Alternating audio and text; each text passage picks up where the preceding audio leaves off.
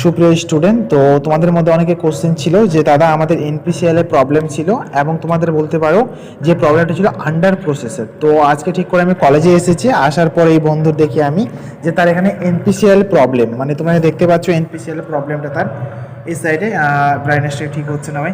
আমি তোমাদের এই স্ক্রিনশটটা লাগিয়ে দিব, এই সাইডে একটু প্রবলেম হচ্ছে, দেখা যাচ্ছে না। এর এনপিসিএল প্রবলেম এসেছে।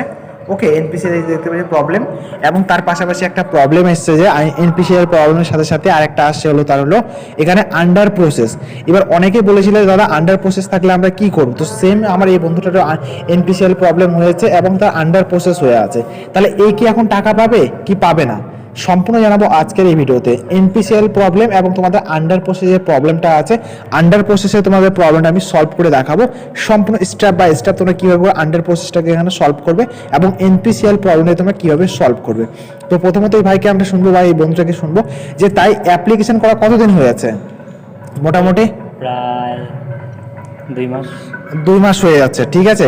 2 মাস হওয়ার পরও কিন্তু তার এনপিসিএল একটা প্রবলেম দেখাচ্ছে। তুমি 2 মাস হওয়ার পর তোমাদের যদি এনপিসিএল যদি প্রবলেম যদি দেখায়, তাহলে তুমি ভাববে যে তোমার ডিবিটি লিঙ্ক ঠিক করানি, হয়তো তোমাদের মানে ডিবিটি লিঙ্ক মানে তোমাদের এনপিসিএল লিঙ্ক, ঠিক আছে। হয়তো তোমাদের ব্যাঙ্ক অ্যাকাউন্টের সাথে কোনো একটা প্রবলেম আছে বা সমস্যা আছে, এগুলোর কারণে কিন্তু এগুলো সমস্যা তোমাদের কিন্তু বেশি হয়ে থাকে, ঠিক আছে। তোমাদের কি বললাম প্রথমত, হয়তো এমনও হতে পারে কোনো স্টুডেন্ট হয়তো ব্যাংক থেকে লোন টোন নিয়েছে, এর ফলে হয়তো ব্যাংকের যে লোনটা ঠিকঠাক করে পরিশোধ করতে পারেনি, এটা একটা কারণ হতে পারে। অথবা হয়তো বাবা মার সাথে জয়েন্ট অ্যাকাউন্ট করেছে, তার জন্য হয়তো তোমাদের ব্যাংক অ্যাকাউন্টটা বন্ধ হয়ে গেছে বা জয়েন্ট অ্যাকাউন্ট থাকার পর এরকম হয়েছে।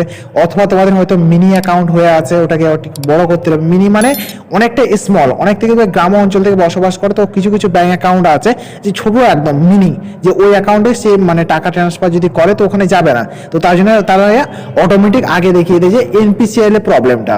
তো এনপিসিএল প্রবলেমটা তোমরা কিভাবে করে সলভ করবে এই জিনিস তোমাকে চেক করে দেখতে লাগবে, তাহলে তোমার অটোমেটিক্যালি তোমাদের যেটা আছে এনপিসিএল যে প্রবলেমটা আছে সেটা সলভ হয়ে যাবে। তো আমি মাইক নিয়ে আসিনি বলে মোবাইলে আমি রেকর্ড করছি, ঠিক আছে।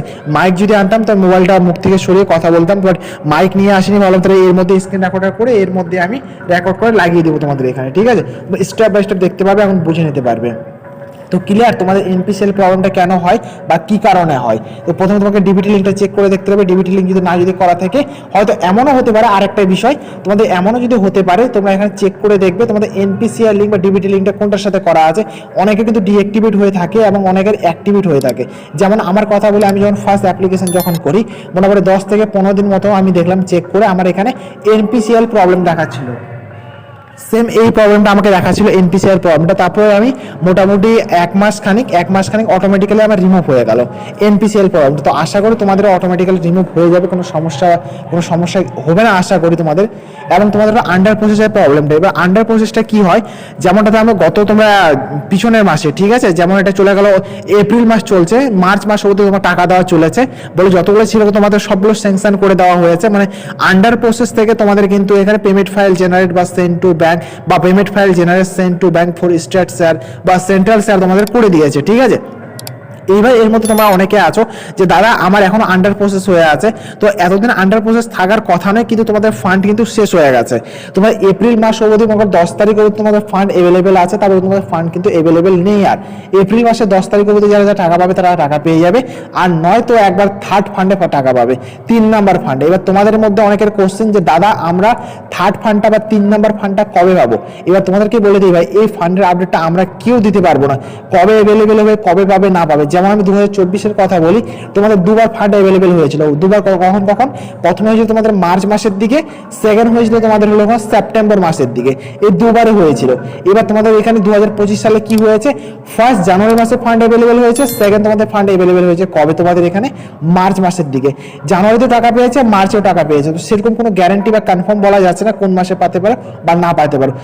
একটা অনুমান করা যায়, অনুমান যে কি ভাই, যে তোমরা টাকা পালে হয়তো তোমরা যেমনটা মনে করো সেপ্টেম্বর মাস নাগাদ তোমরা টাকা পেতে পারো। সেপ্টেম্বর একটা অনুমান বা একটা আইডিয়া দেওয়া আছে, কিন্তু কনফার্ম কিন্তু না বা শিওর না কিন্তু আমরা, ঠিক আছে। বাট তোমার সেপ্টেম্বর মাস নাগাদ একটা আইডিয়া করে আমি বলছি তোমাদেরকে। তো তোমার এনপিসিএল প্রবলেমটা যেটা আছে তোমাদের, এই এনপিসিএল প্রবলেমটা ঠিক হয়ে যাবে।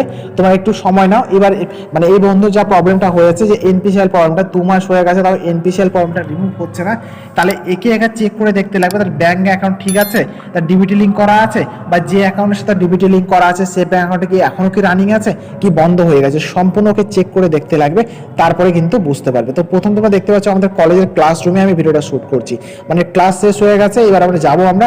তো এই টাইমে আমাকে দেখালো যে এরকম এরকম, তো সবাই চলে যাক, বের হয়ে যাক, তারপরে আমি একটা দুটো ভিডিও শ্যুট করে, তো জাস্ট একটাই শ্যুট করবো, বেশি কিছু করবো না। তো দেখতে পাচ্ছ এই বেঞ্চ চেয়ার সম্পূর্ণ কিন্তু স্টেপ বাই স্টেপ। ওকে, তো আই হোপ তোমরা বুঝতে পারলে তোমাদের এনপিসিএল প্রবলেমটা থাকলে তোমরা কি করবা না করবা।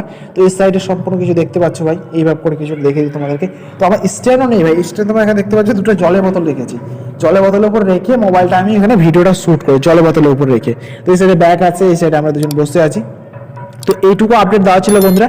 তো ভিডিওটা অবশ্যই একটা লাইক করবে, চ্যানেলকে সাবস্ক্রাইব করবে চ্যানেল নতুন হয়ে থাকলে। আর তোমাদের কোনো সমস্যা যদি হয়ে থাকে আমাকে ইনস্টাগ্রামে তোমরা অবশ্যই মেসেজ করবে। দাদা ইনস্টাগ্রামের লিঙ্কটা আমরা কোথায় পাবো, ভিডিও ডিসক্রিপশনে পেয়ে যাবা।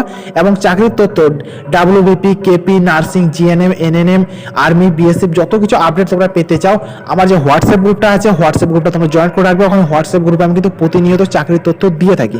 সো ওখানে জয়েন করে রাখবে, তোমাদের অনেকটাই সুবিধা, মানে ভালো হবে ভাই এক কথায়। ঠিক আছে, তো আই হোপ তোমাদেরকে বুঝাতে পারলাম। তাও যদি তোমাদের খুব প্রবলেম সমস্যা হলে আমাকে ইনস্টাগ্রামে মেসেজ করবে।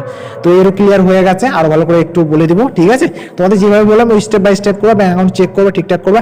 আন্ডার প্রসেসের প্রবলেমটা আছে তোমাদের, আন্ডার প্রসেসের প্রবলেমটা কিন্তু তোমাদের অটোমেটিক্যালি শেষ হয়ে যাবে। ঠিক আছে, আর না হলে এগুলো একবার চেক করে দেখবে।